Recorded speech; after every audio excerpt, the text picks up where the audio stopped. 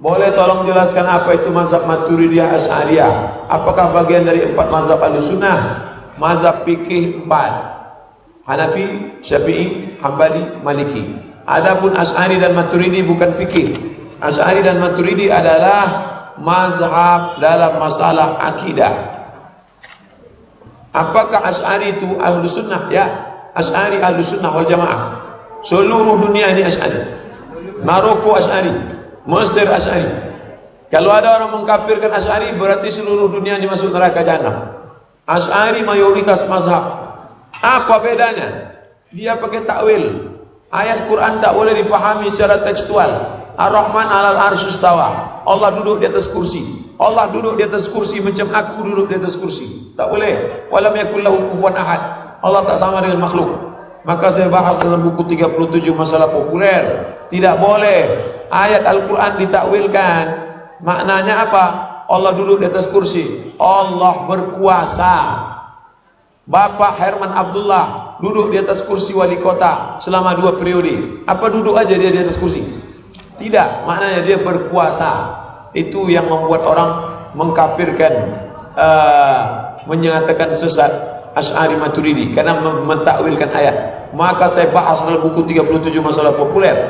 Takwil adalah akidah salaf. Salafus salih mentakwilkan ayat.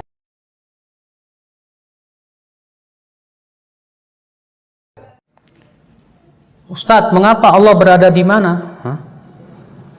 Menjadi perselisihan antar umat Islam, adanya saling bantah antar ustadz. Pemahaman Allah berada di mana ini, apakah menyebabkan perbedaan akidah? Ya. Allah berada di atas arash. Ini keyakinan Imam Syafi'i, keyakinan Imam Ahmad, keyakinan Imam Abu Hanifah, keyakinan siapa? Imam Malik bin Anas. Dan ini keyakinan yang diriwayatkan dari para sahabat, para tabi'in, dan ini yang ditunjukkan oleh dalil dari Al-Quran dan hadis Nabi SAW. Bapak tahu tidak, Pak? Kapan mulai muncul pendapat yang mengatakan Allah tidak bersemayam di atas arash? Setelah munculnya Jahmiyah, Mu'tazilah, dan Asy'ariyah. Bapak tahu siapa Asy'ariyah? Asy'ariyah itu keyakinan Abul Hasan Al-Asy'ari di fase kedua. Dan Abul Hasan Al-Asy'ari hidup 100 atau 200 tahun setelah imam yang 4 itu. Yang terakhir Imam Ahmad bin Hanbal. Di mana Abul Hasan Al-Asy'ari dalam hidupnya melewati 3 fase. Fase yang pertama di atas akidah Mu'tazilah. Karena ayah angkat beliau itu seorang yang bernama Al-Jubba'i, pentolannya Mu'tazilah. Fase yang kedua kemudian beliau masuk dalam akidah Kullabiyah, yang kemudian menjadi akidah beliau, ya, yang kemudian dinisbatkan kepada beliau. Fase yang ketiga beliau rujuk dan kembali kepada madhab salaf. Dan fase yang ketiga ini, Pak, itu tertera dalam kitab beliau, 3 kitab beliau. Apa itu? Yang pertama, kitab Maqalat Islamiyyin. Di situ beliau tegas menetapkan, ya, setelah beliau menyebutkan tentang keyakinan salafus saleh bahwasanya Allah bersemayam di atas arsy dan yang lainnya, beliau mengatakan di akhirnya apa? Dan ini keyakinan Ahmad bin Hanbal, wa bihi aqul, dengan pendapat ini aku berpendapat. Itu perkataan Abul Hasan Al-Asy'ari dalam kitab Maqalat Islamiyyin. Yang kedua dalam kitab Risalah ila Ahli Thaghr, beliau juga menetapkan di situ bahwa Allah bersemayam di atas arsy. Yang ketiga dalam kitab Al-Ibanah an Syari'atid Diyanah, itu pun beliau menetapkan bahwa Allah bersemayam di atas arsy. Tapi kemudian, Pak, yang tersebar sampai detik ini akidah beliau fase yang keberapa? Kedua, bahwa Allah hanya punya sifat 20 saja.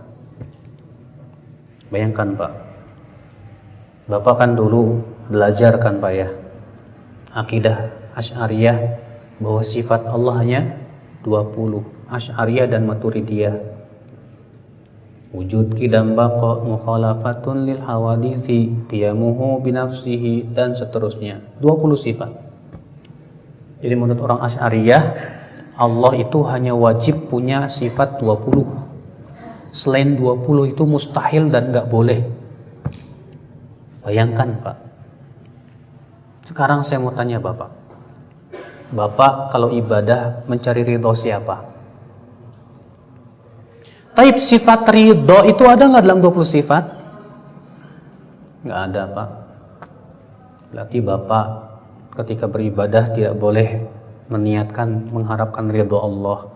Kenapa? Karena menurut akidah Asy'ariyah sifat ridho itu tidak ada. Kenapa? Karena tidak ada dalam 20 sifat. Bapak takut tidak dari murka Allah? Orang-orang awam yang tidak paham, saya takut dari murka Allah. Kita katakan maaf. Akidah Asy'ariyah tidak menetapkan sifat murka bagi Allah. Jadi nggak perlu takut dari murka Allah. Karena Allah tidak punya sifat murka, nggak ada dalam 20 sifat. Bayangkan Pak. Jadi berapa banyak sifat harus ditolak hanya karena patokannya 20 sifat. Allah berfirman, ya, dalam Al-Quran, wa makaru wa makarallah. Mereka bermakar dan Allah pun bermakar. Sifat makar tidak ada dalam 20 sifat. Baik Bapak, kalau Bapak ditanya, sifat nama Allah ada berapa? Oh, ada 99. Oh, sifat Allah berapa? 20. Wah, 99 kurangi 20 berapa Pak? 79. Berarti ada 79 nama tidak mengandung sifat. Nama Allah Al-Qawi yang maha kuat. Ada enggak sifat kuat dalam 20 sifat? Enggak ada. Berarti Allah tuh namanya Qawi doang. Enggak kuat tapi. Kan musibah Pak. Ada tidak di dalam ya apa nama Allah namanya apa? Al-Muhaimin. Sifat haimanah itu ada enggak dalam 20 sifat? Tidak ada. Makanya subhanallah ya akhi azakumullah, aneh kalau ternyata hamba yang menentukan bagi Allah, ya Allah engkau hanya berhak punya 20 sifat ya, nggak boleh yang lain. Waduh, ini kan namanya kurang ajar sama Allah Pak. Kok ngebatasi buat Allah? Allah tidak terbatas nama dan sifatnya karena kesempurnaan Allah luar biasa. Ikhwata Islam azakumullah wa iyyakum. Iya. Nah ini akhi, sudah saya sebutkan kemarin. Kenapa sih orang-orang mereka tidak mengakui Allah bersemayam di atas arasy? Karena menurut akal mereka katanya, kalau Allah bersemayam di atas arasy, berarti Allah butuh tempat. Sedangkan yang namanya butuh tempat, berarti makhluk. Sementara kita mengatakan Allah bersemayam di atas arasy tanpa mengatakan adanya tempat. Dan Allah tidak butuh itu. Kenapa? Karena Allah tidak serupa dengan makhluknya. Bapak, kalau kita tanya orang Asy'ari, "Hai Asy'ari, kamu yakin Allah punya sifat murka?" Enggak. Kenapa? Karena sifat murka itu adalah bergolaknya darah di dalam hati. Dan itu sifat makhluk. Saya tidak mau terima. Oh, taib. Hai Asy'ari, bukankah kamu juga punya keyakinan Allah punya sifat iradah dalam 20 sifat itu? Dalam 20 sifat itu ada sifat iradah nggak Pak? Ada. Sedangkan iradah kan sifat makhluk. Iradah itu artinya apa? Keinginan. Lah, iradah kan sifat makhluk. Apa kata mereka? Ya, iradah Allah sesuai dengan keagungan Allah, tidak serupa dengan makhluknya. Ya sudah, kalau begitu kami pun menetapkan Allah murka sesuai dengan keagungannya, tidak serupa dengan makhluknya. Allah bersemayam di atas arasy sesuai dengan keagungannya, tidak serupa dengan makhluknya.